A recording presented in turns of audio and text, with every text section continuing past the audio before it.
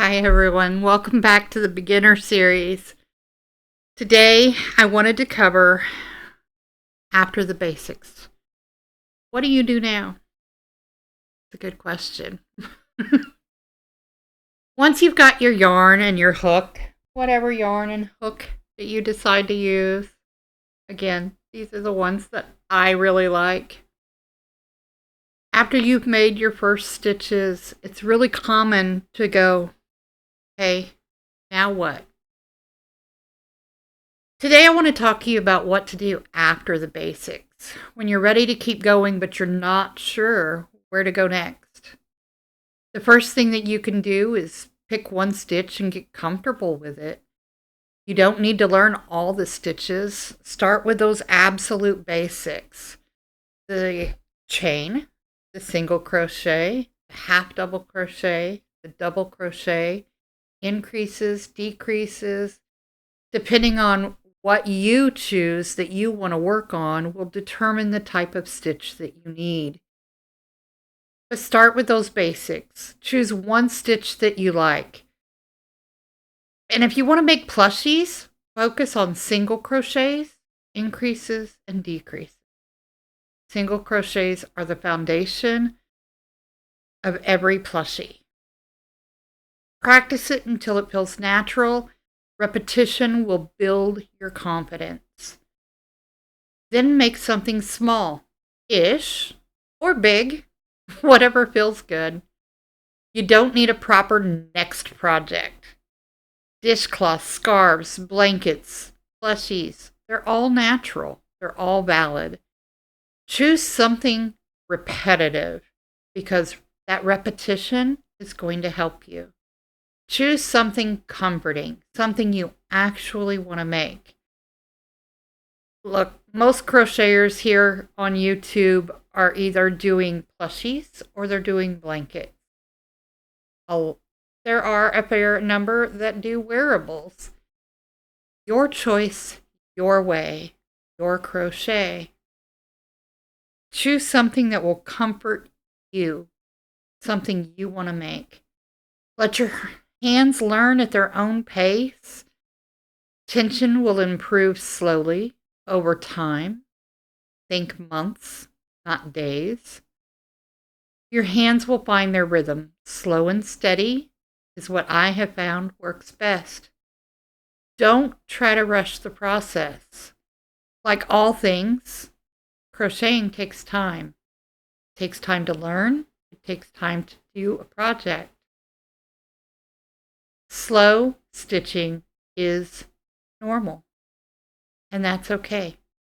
I don't want you to be watching YouTube videos and seeing these crocheters who have probably been crocheting 5, 10, 20 years and thinking that your speed should be matching theirs, but you keep stumbling through each stitch.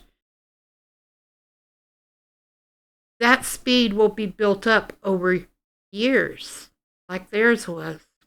But don't look at their speed and think that you have to be on par with that. You don't. Don't worry about leveling up. In crochet, what does that mean? You don't need to chase after those harder stitches. All stitches are basically formed using the same base of a stitch, whether that is a single crochet, a double crochet, a treble crochet. They're all basically formed the exact same way. It's just a matter of how many loops you pull up on the hook, or are you yarning over instead of yarning under. These are all terms you will learn throughout your journey. You don't need to follow a skill ladder. Your ladder is going to be different. You don't need to advance. To be honest, we all want to level up. We want our crochet to get better and better and better, and it will. But your level, when you are just beginning, is enough. Enjoy that beginner level as you are learning to crochet and as you're learning those first stitches. because it is going to be a lifelong love of crocheting that carries you on through all those fancy stitches or through the speed.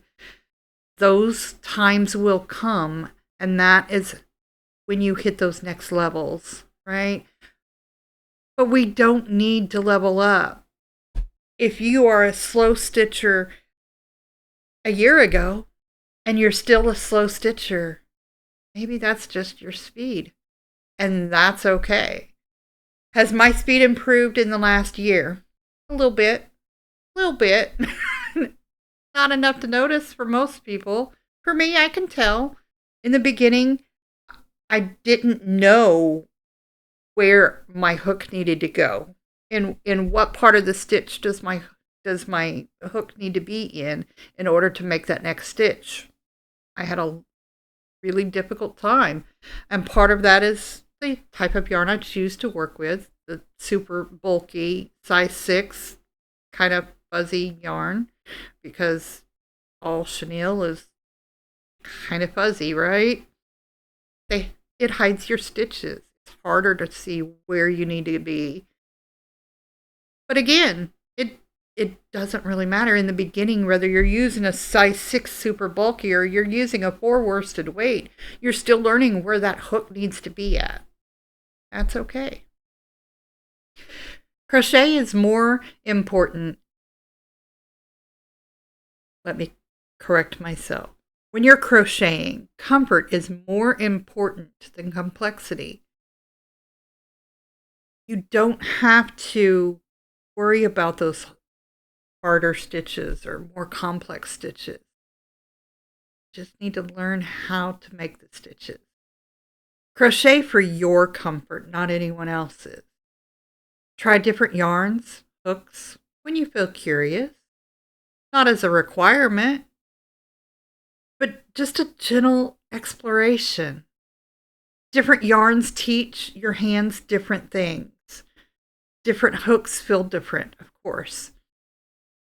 Curiosity is a part of a journey, and you can't know what your hands will work the best with until you try different ones. Let your projects be practice, not proof. Your early projects don't need to be gifts, and let's face it, they probably shouldn't be.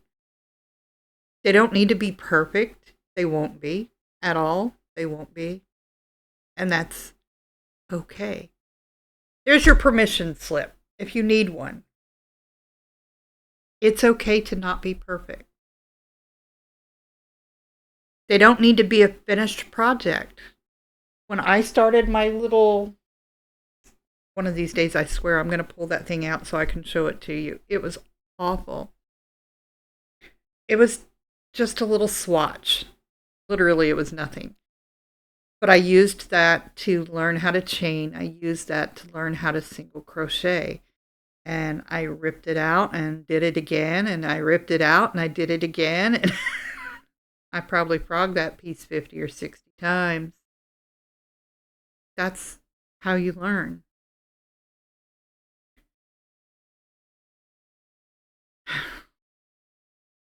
Sometimes those unfinished projects, they're literally just a test for yourself.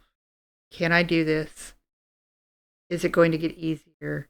Okay, I figured out this step, but how does it look? They're just a way for you to practice. They're your starting point. They're just for you, personal, and a way to remember where you began. Above all, keep crochet cozy. Crochet should feel comforting, comfort for your soul. It should feel slow, way to wind down at the end of your long, maybe chaotic day. It should feel like a quiet place, a way to close out all the chaos and noise that's going on around you in the world. Don't turn it into pressure. Keep it fun. Keep it relaxing. After the basics, the most important thing is simply to keep going. Slowly, gently, in your own way. See you next time here in the quiet place. Till then. Be you always. Bye, y'all.